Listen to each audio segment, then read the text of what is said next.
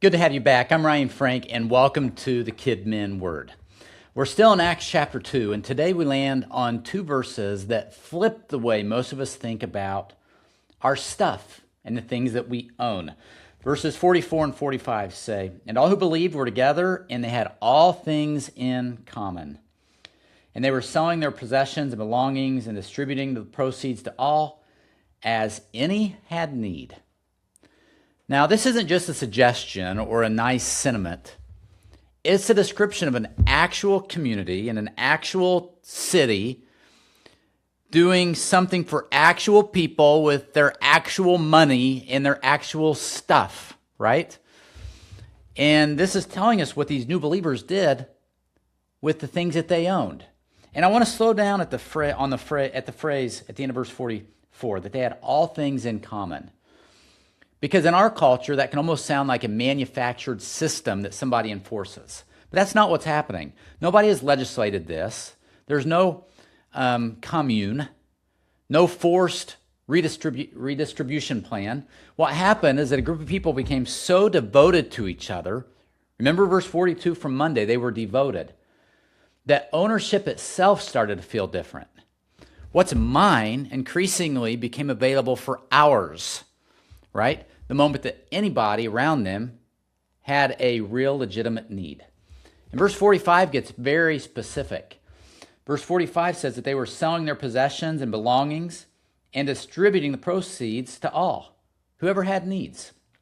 Notice the trigger. It's not they sold everything and split it evenly. It's need-driven. Somebody had a need, and somebody else had something that could meet it, and the distance between the two kept closing. Well, that's nice, Ryan. What's that have to do with me? Well, I want to bring this close to home because I think this has a lot to do with you and I as ministry leaders. I want you to think about your team, right? Your volunteer team for a second. I bet somewhere on your team right now, there's very likely a real need that nobody has said out loud from a stage.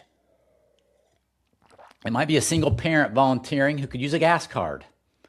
A college student serving every week who would love one home-cooked meal that isn't ramen noodles. A family in your ministry quietly wondering how they'll afford a camp registration, right? Verse 45 describes a community that didn't wait for an announcement to notice the needs around them. They noticed, they moved. And that's the muscle that I want you to build this week. Noticing.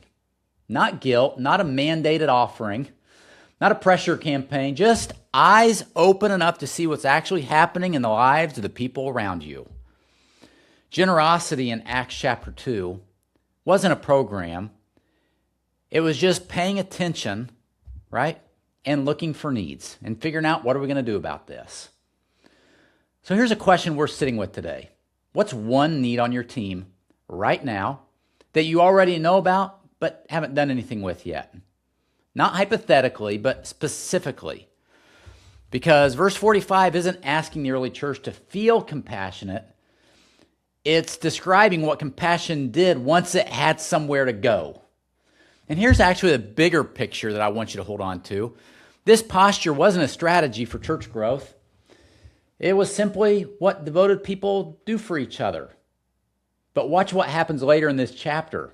Because this kind of radical care is part of what made outsiders take notice. And we'll get to that this week. Generosity wasn't a marketing plan. It was just the natural overflow of people who had stopped treating their stuff strictly as their own. So tomorrow we're going to keep moving into verse 46. The daily rhythm of this early church.